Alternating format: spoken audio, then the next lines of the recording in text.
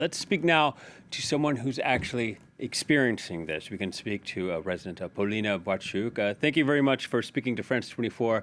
I understand you must be under quite a lot of stress. Maybe emotions are high, but I wonder if you could tell us a little bit more about what you've been doing these past 2 weeks since Russia's invasion began. As I understand it, you're from Kharkiv, where we were just talking about the city still under heavy bombardment.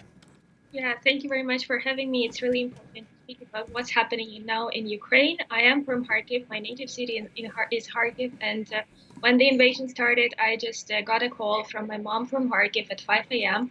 And she was crying and she told that Kharkiv is under attack. And I remember that I told her that they have to leave the city immediately. And they did, thanks God, on the first day, unlike my friends and my other relatives. And they had to spend whole weeks, days just in the subway because bombings were all the time. My school was bombed. My friends died because of this. Yeah, it's terrible what is happening to Kharkiv right now and what people there are living through. It's almost destroyed. Yes, and you left your hometown. You've since sort of ping-ponged around Ukraine. Right now, you're in the region of the capital. Tell us how you ended up there.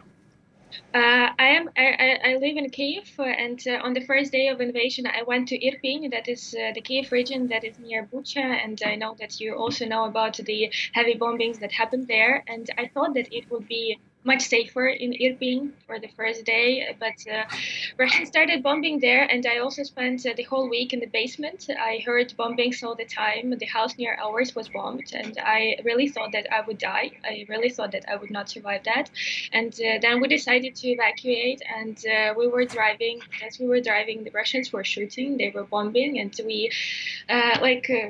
I really thought that I would not, I would not make it, but we were very lucky to get evacuated from Irpin through the only way out because all the bridges around that city were bombed. And the scariest thing about my story is that this is not unique, and all the people around Ukraine they face the same thing, and unfortunately, lots of women and kids they are not just that lucky as I am to escape from the bombing. Indeed, it's very tragic. And again, we appreciate your courage for sharing your story with us here at France 24.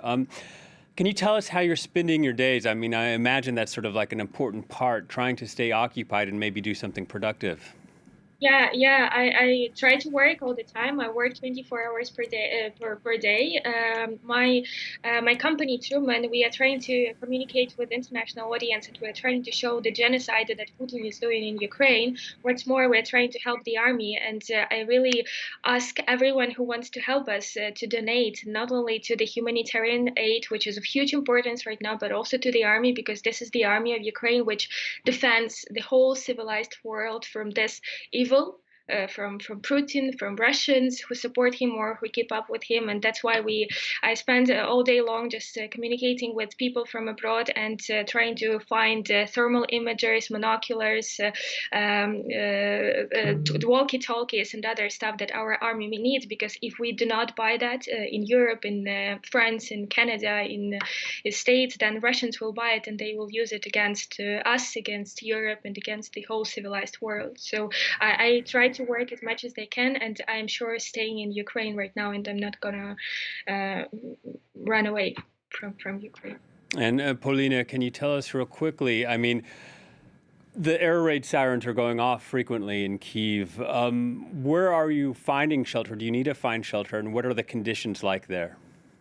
I'm now in the Kiev region, on the site where Borispil is, and we are with my family's friends staying in the house. We are very lucky to have enough food, water, electricity, all the supplies that we need. So right now, I'm just trying to help my friends with kids and families who are just trying to flee from Kharkiv, from Irpin, from Bucha, and from the other towns that were not so lucky as we are, that who are trying to find shelter in various parts of the world. Like my mother, she is now in central Ukraine, and she has already helped, I think, 200 people who are trying to escape from Kharkiv. She's feeding, she's giving shelter, she's just helping and doing whatever she can, and I do also the same. Right now, I'm looking for accommodation in Lviv for my friend with a kid. So yeah, trying what we can do.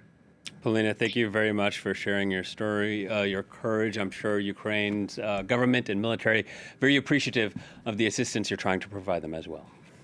Thank you very much.